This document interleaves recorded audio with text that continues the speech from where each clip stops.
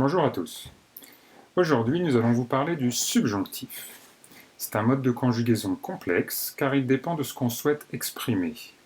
Il dépend du contexte. C'est aussi un mode de conjugaison que nous utilisons presque tous les jours et c'est pourquoi il faut apprendre à le maîtriser. L'objectif de ce cours est donc d'apprendre, d'une part, dans quel cas utiliser le subjonctif et d'autre part, comment peut-on le construire. Tout d'abord, nous allons voir ainsi quelles sont les principales idées qu'on peut exprimer à l'aide du subjonctif présent. Puis nous allons expliquer ce qu'on appelle le degré de certitude. Ensuite, nous verrons la construction du subjonctif présent. Nous parlerons aussi du cas des propositions circonstancielles. Et enfin, nous terminerons avec le cas des superlatifs. Première partie, les principales idées qu'on peut exprimer à l'aide du subjonctif présent, comme la nécessité, l'obligation. Il faut que vous soyez sérieux. Le verbe en noir est au subjonctif présent car il faut exprime la nécessité. Le pronom relatif que est essentiel. Sans que, on ne peut pas utiliser le subjonctif. On doit utiliser l'infinitif. Comme ici, il faut être sérieux. Mais cette deuxième phrase exprime une nécessité en général. La première phrase exprime une nécessité pour vous en particulier. Il faut que vous soyez sérieux.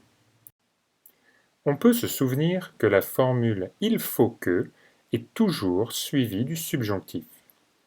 D'autres formules expriment la nécessité et sont suivies aussi du subjonctif, comme « il est nécessaire qu'elles arrivent à l'heure » ou « il est indispensable que nous puissions parler dans le calme ».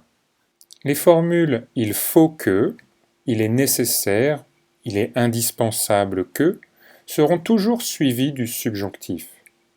Il existe d'autres formules qui peuvent exprimer la nécessité, mais nous ne verrons dans ce cours que les formules les plus courantes pour vous aider à maîtriser les bases du subjonctif.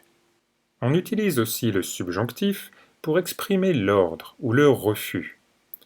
Elle ordonne que vous fassiez votre travail.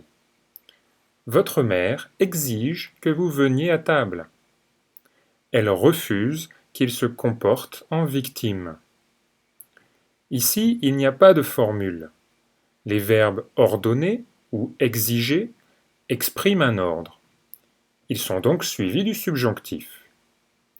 Et à chaque phrase, il y a deux sujets. Observons ce qui se passe sans le pronom relatif que, avec « elle refuse de se comporter en victime ». Elle est maintenant le seul sujet. Le verbe doit donc être mis à l'infinitif. Et surtout, le sens de cette phrase est différent. Elle refuse de se comporter elle-même en victime. L'expression du souhait, du désir. Elle aimerait que je lui téléphone. Il veut que nous allions faire la fête. Elle a envie que tu viennes. Nous souhaiterions que les gens prennent soin de la planète. Ces verbes, avec le pronom relatif que, seront toujours suivis du subjonctif. Attention au verbe espérer, c'est une exception. Espérer exprime le souhait, oui, mais il s'utilise avec le futur ou le présent de l'indicatif. Comme ici, j'espère qu'il fera beau demain. L'expression du doute, de l'hypothèse. Je doute qu'il soit content de nous voir. Il est possible qu'il parte. Il se peut qu'elle prenne des vacances. Il est peu probable qu'elle vienne demain.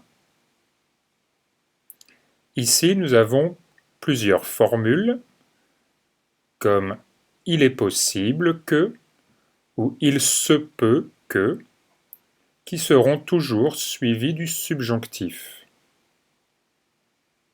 L'expression de la suggestion. Je propose que nous fassions une promenade. Le gérant suggère que vous travailliez en équipe. L'expression de la peur, de la crainte. J'ai bien peur qu'elle arrive en retard. Mes collègues craignent qu'il ait raison. L'expression du regret.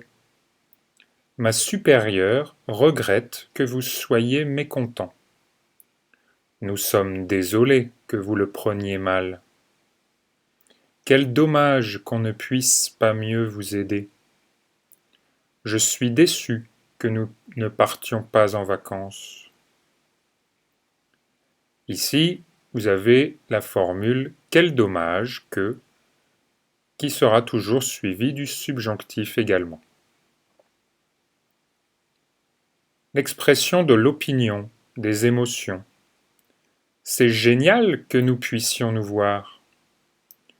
Elle est surprise qu'il pleuve aujourd'hui. Je suis heureuse que vous veniez demain. Il semble étonné qu'elle soit enceinte.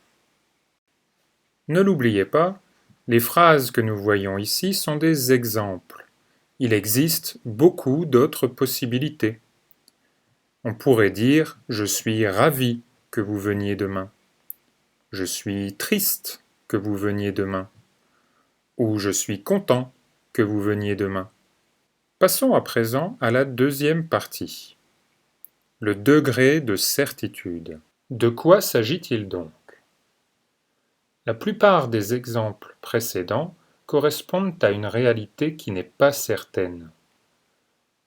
Elle aimerait que je lui téléphone. Cette phrase correspond à une réalité qui n'est pas vraiment sûre de se produire, qui est incertaine. Pour l'instant, je ne lui ai pas téléphoné, et peut-être que je ne lui téléphonerai pas. Nous ne savons pas. Autre exemple, il faut que vous soyez sérieux. Pour l'instant, vous n'êtes pas sérieux. Il exige que vous soyez sérieux à partir de maintenant, mais pour l'instant, vous ne l'êtes pas.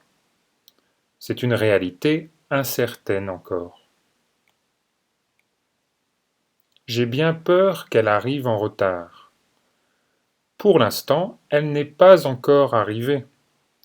Peut-être elle va arriver en retard. Ce n'est pas sûr. C'est une réalité incertaine également. J'exige que vous veniez à table. Pour l'instant, vous n'êtes pas à table. Peut-être vous allez venir. Mais pour l'instant, c'est une réalité incertaine. Le subjonctif sert ainsi à décrire une réalité incertaine. Il est possible qu'il ait du retard.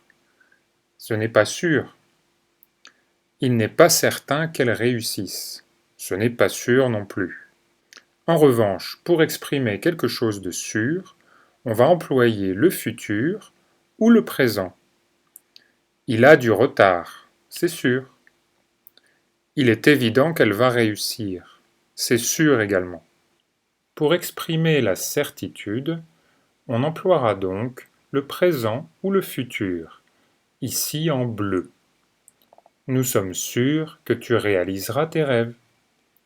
Mon manager croit qu'il peut réussir. Je pense que vous avez raison. Mon patron trouve que ce blâme est mérité. Faites bien attention, les verbes penser, croire et trouver sont suivis avec le pronom relatif que du présent ou du futur. On considère qu'ils expriment bien la certitude. En revanche, si ces mêmes verbes sont utilisés avec la négation, ils exprimeront l'incertitude. le doute, l'hypothèse, et seront ainsi suivis du subjonctif. Nous ne sommes pas sûrs que tu réalises tes rêves. Mon manager ne croit pas qu'il puisse réussir. Je ne pense pas que vous ayez raison. Mon patron ne trouve pas que ce blâme soit mérité.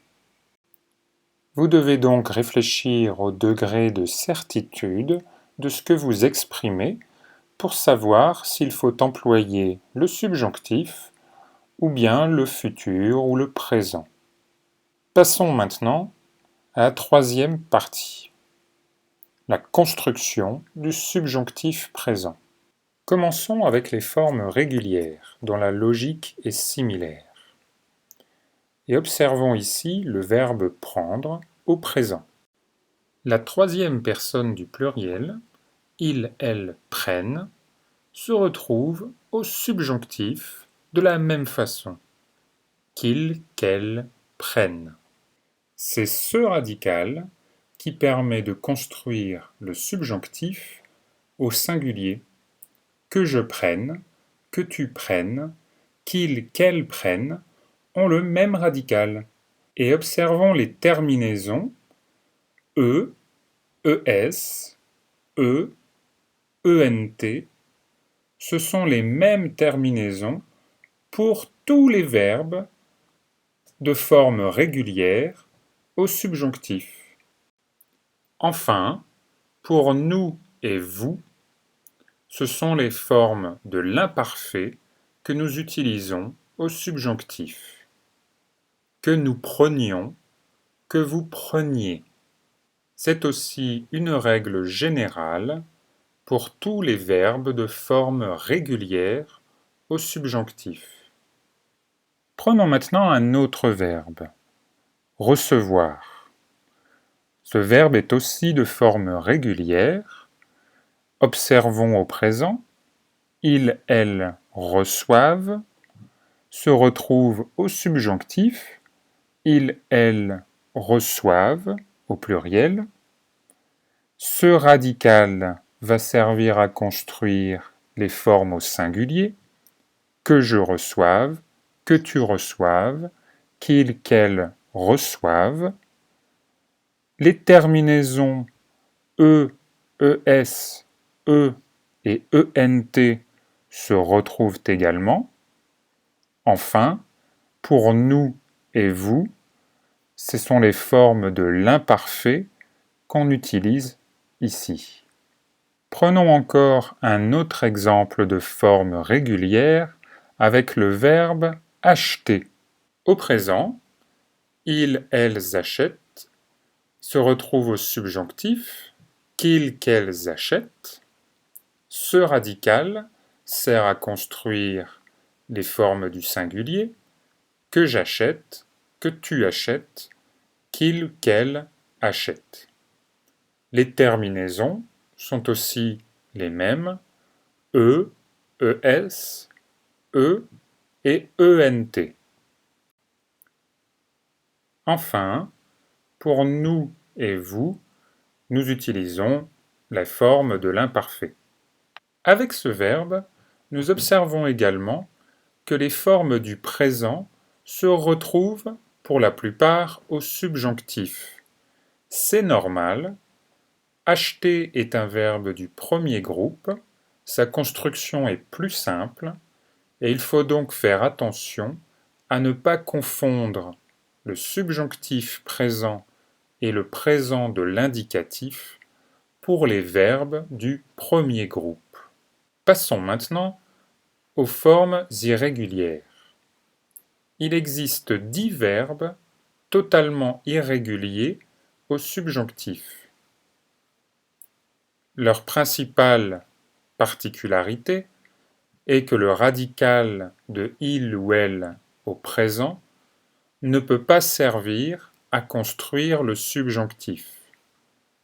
Pour le verbe aller, ils, elles vont au présent ne permet pas de construire le subjonctif, dont le radical est aille. que j'aille, que tu ailles, qu'il, qu'elle aille, que nous allions, que vous alliez, qu'il, qu'elles aillent. Pour le verbe vouloir également, ils, elles veulent ne permet pas de construire le subjonctif. Que je veuille, que tu veuilles, qu'il, qu'elle veuille, que nous voulions, que vous vouliez, qu'il, qu'elle veuille. Avec le verbe pouvoir, ils, elles peuvent au présent ne peut pas servir pour construire le subjonctif. Que je puisse, que tu puisses, qu'il, qu'elle puisse, que nous puissions, que vous puissiez, qu'il, qu'elle puisse. Et attention, le verbe pouvoir, même pour nous et vous, utilise ce radical spécifique. Puisse. Pour le verbe faire, ils, elles font ne peut pas non plus servir comme base pour construire le subjonctif. Que je fasse, que tu fasses, qu'il, qu'elle fasse, que nous fassions, que vous fassiez, qu'il, qu'elle fasse. Et attention, ici aussi, pour nous et vous, nous utilisons le radical fasse. Ensuite, le verbe être, attention, est totalement irrégulier. Que je sois, que tu sois, qu'il, qu'elle soit, que nous soyons, que vous soyez, qu'il, qu'elle soit. Le verbe avoir, attention, est aussi totalement irrégulier. Que j'ai, que tu aies, qu'il, qu'elle ait, que nous ayons, que vous ayez, qu'il, qu'elles aient.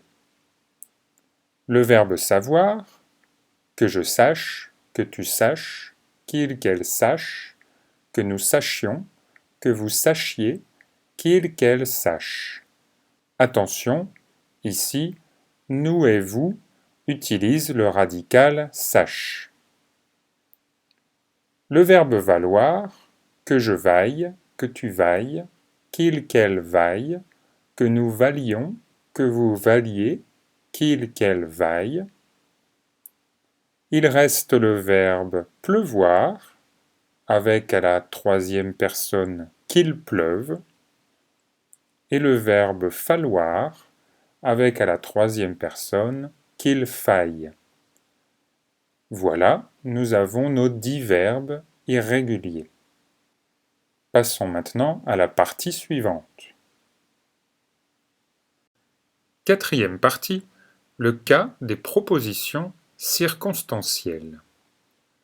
Pour exprimer la notion de temps, nous pouvons retrouver le subjonctif après certaines formules. L'intervenante sera là avant que l'équipe se réunisse. Nous livrerons jusqu'à ce que les stocks s'épuisent. Je vais lire en attendant que tu reviennes.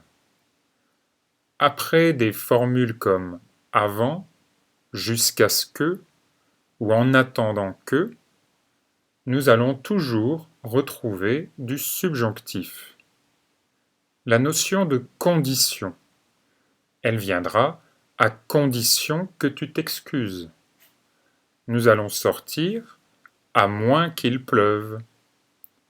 Nous pouvons parler en admettant que vous restiez calme.